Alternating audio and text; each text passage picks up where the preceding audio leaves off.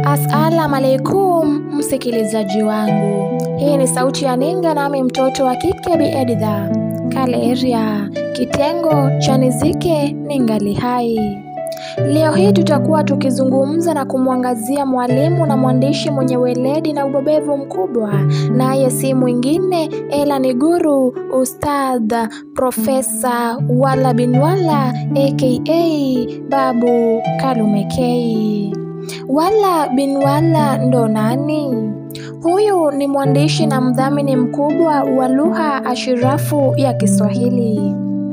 Anatambulika na kufahamika kwingi, tena kwa wengi, kwa hatua na juhudi zake katika kuimarisha na kuikuza lugha ya Kiswahili kwenye taifa la Kenya na Jumuiya ya Jamhuri ya Afrika Mashariki.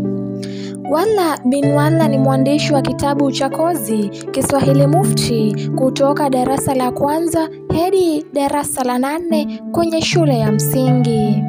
Vitabu hivi vilidokeza nakala kama vile ufahamu, sarufi na matumizi ya lugha, kusoma na kuandika, miongoni mwa mengine mengi.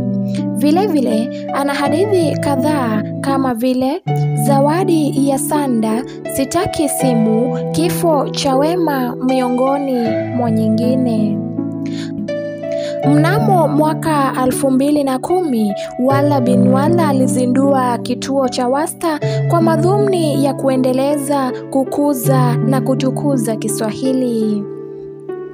Alidhihirisha kwamba lengo kuu ni kuziba uwazi na kujibu swali la wapi. Kwa mfano, ni wapi tutafanyia hafla ya Kiswahili?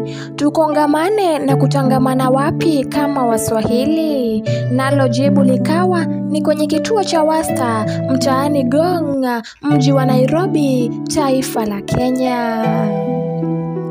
Mwaka 2014 aliwahi kushiriki mahojiano kwenye kipindi kilichofahamika kama Swali Moja.